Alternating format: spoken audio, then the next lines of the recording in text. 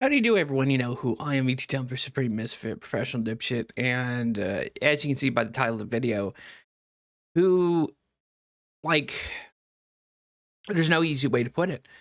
I think Donald Trump is being blackmailed because this is a guy who doesn't 180 on things when he's set on his opinions.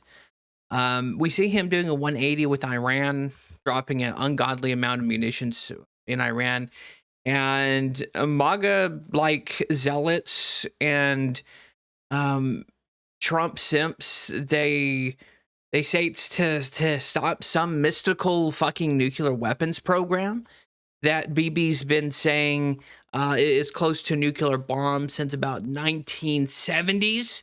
So this has been going on for almost like 30, 40, 50 years. This guy's been going on and on about WMDs and Iran having a nuke when, you know, if you guys haven't forgotten, Iraq was invaded for the rumor of weapons of mass destructions, weapon of mass destruction, right? So they're not even changing that up. They're using the same playbook in Iraq. And I don't know what they have on the president, and maybe Trump is a diaper sniping toddler cobbler at this point. We can't rule it out, because why would he 180 on this, and why would he 180 on the transgender surgeries for minors? He now says Republicanism is a party of common sense, and if they have an okay from the parents. Oh, you mean the parents that could physically abuse, emotionally abuse children into that position? Okay, so we have to ask ourselves the very real question: what dirt do they have on Donald Trump, and who's doing it? Who's blackmailing as a sitting fucking U.S. president? I think we all know, but we can't say it here on YouTube. Because that would be, and me even saying this tells who it is, that would be anti-Semitism. So I think we know who's blackmailing the president. We know what nation's blackmailing the president, and I honestly think that Donald Trump is not the president. Who is president of the United States right now is an unelected official by the name of Bibi Netanyahu. Now, this is an extreme opinion, but if a third party intelligence agency and state can blackmail a United States president into going into a war, committing 3 battle groups to Iran, and even now the rumor of putting like troops on the ground, boots on the ground, I think we all know how that's going to go. Again, if you're old enough to remember Iraq War, we're probably going to look at 10,000 lost American soldiers if they do invade with troops on the ground. We're looking at $5 a gallon gas at the minimum. We're looking at an increase in grocery store prices, and so much for that affordability bullshit. And if they close the Strait of Hormuz, the price of oil per barrel is going to skyrocket to that they're assuming like hundreds of dollars a barrel, which will essentially kill the American economy. So Iran really doesn't need to defeat or sink a ship. The only thing Iran needs to do is sit this one out and cause as much economic damage to the United States as possible. And the people in America will eventually have enough. I know I've had enough, and we haven't even hit $5 a gallon for gasoline. It's coming, ladies and gentlemen. And it's wild to see all the, like, MAGA zealots. I can't believe I'm saying that. And other people absolutely glaze Donald Trump. They say it's going to go back down to $1. How? Where? Or less than $1 after Iran's hitting the refineries and oil derricks and shit like this all over the Middle East. So the golden age of America that Trump said he was going to bring, that he wanted to bring all of our troops home from the Middle East, I guess that was a fucking lie.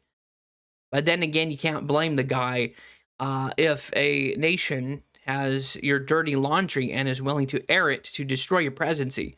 But at this point, if you're going to destroy your presidency anyway in the Republican Party, Why not just, oh, never mind.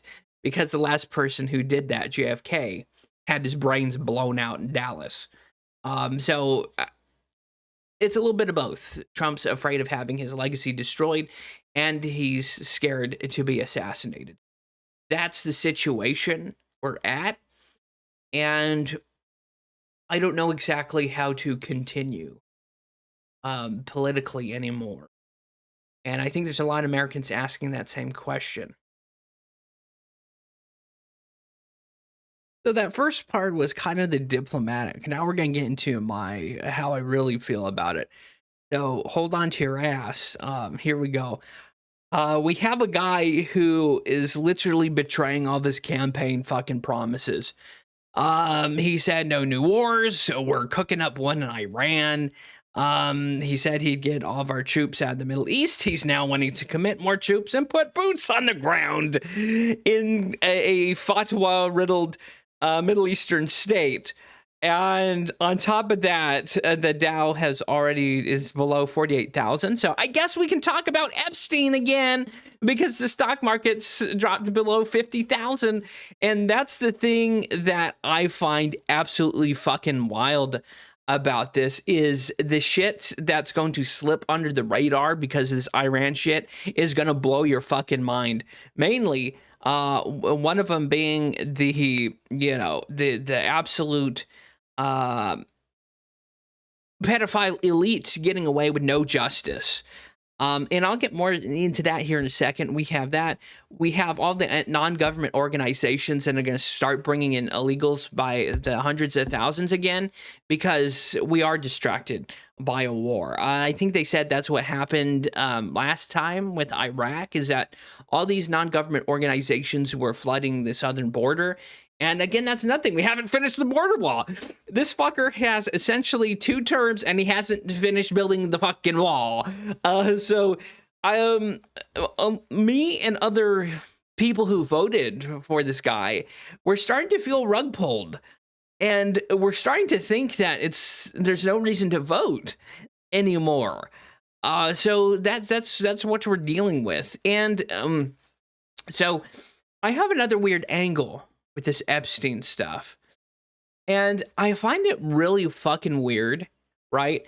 So that's this Epstein stuff, that there's people openly, they use code words about jerky, pizza, hot dogs, grape soda, and God only knows what that shit is. But here's another thing, another angle no one thinks about.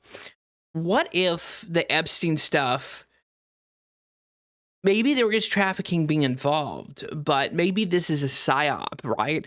Because if we honestly really think about this, if the shit in Epstein files was real, we would see movement on it by local law enforcement, right? You would think. What I'm suggesting and theorizing here is that all this Epstein shit is a fucking psyop to get you mad, to fucking warp your brain. Because if they're coming up with outlandish stories about children being eaten, for example, or babies or whatever, and that there's rapes and so on and so forth, the most heinous shit, of course, that's gonna make you feel a certain way. That's gonna corrupt your mind and make you feel sick. It's gonna make you think and react a certain way. And I think that's what the Epstein syndicate situation could very well be. They're hoping that it rots or makes someone such in a detestable mood that they actually commit an act of violence against senators and congressmen. That's what I think it is. And I think they're hoping it stirs up some form of light rebellion, so we can have gun seizures, we can have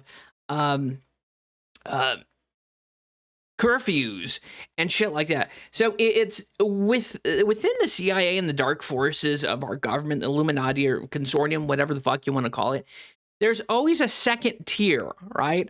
So, or a cause and effect way of thinking. And I think that's what the Epstein files could also be. But if that's the case or not, we still have quite the dilemma, don't we? Yeah. The majority of our government, I think even recently, the senators and congressmen voted against a law that would reveal how much money they paid out for not sexual assault, but sexual harassment. I guess those dirty old bastards are like feeling up interns and shit. So they probably pop a Viagra and drink like when they're voting and they see like a hot young woman walk by and they like get all handsy and grabby. So they blocked the bill that would reveal the names and lists of people who's paid out suits to people who were victimized by a bunch of horny old sociopathic bastards. And at the end of the day, regardless if you're Republican or liberal, a Democrat and Republican, the very real situation is we're in an occupied country, baby. I'm not going to say too much on that, but again, there's, certain APACs or PACs, shall we say, that influence congressmen, governors, senators, and no matter how you vote, you lose. So there needs to be some form of political revolution in this country. And that's that. We can't say too much on it because we don't know how far that line goes here on YouTube. But to wrap this, opinion video up, I think Trump is being blackmailed. I think most of our senators and congressmen are being blackmailed. I think either most or all of them are child molesting pedophiles. Because it's not enough they make all the millions and billions insider trading as governors, senators, congressmen. No, they have to abuse children because they're a bunch of sociopathic psychopaths. And that's the only way they can get hard or aroused is by taking advantage of the weak. And they're probably all demonically possessed. All right, third bonus opinion. If World War III happens to pop off, I ain't dying for Israel. I am not volunteering my life and the potentiality of me killing other human beings for the sake of a bunch of satanic, demon-possessed fucking old bastards in Congress or an orange-haired guy in the presidency, okay? So start researching how to avoid the draft if you're under 30. 37. I don't think I'm under the draft just yet, believe it or not. You can be a conscientious objector. You can also be avoided from the draft if you have felonies. Although that's probably the most drastic option you can go. Don't do that because you will be put in prison. There's health reasons. Use bone spurs like Donald Trump has to avoid being fucking drafted in Vietnam. So bone spurs, and I'm pretty sure there are doctors out there, if you slip them $100 or a few $100, they could probably have a they could probably dig around and find a x-ray of someone with bone spurs, and you could use that. So if the country hasn't upheld the will of the people, if it's ignored, pissed, and shit on the people, they don't deserve its people to fight in its world wars for oil magnates or for stockholders. So if they haven't even upheld 1/10 of the shit they promised, they don't get the American populace to fight for them. So, and it's not a matter of cowardice. It's a matter of moral obligation, disdain, and defiance of a corrupt, evil government. And that's what our government is.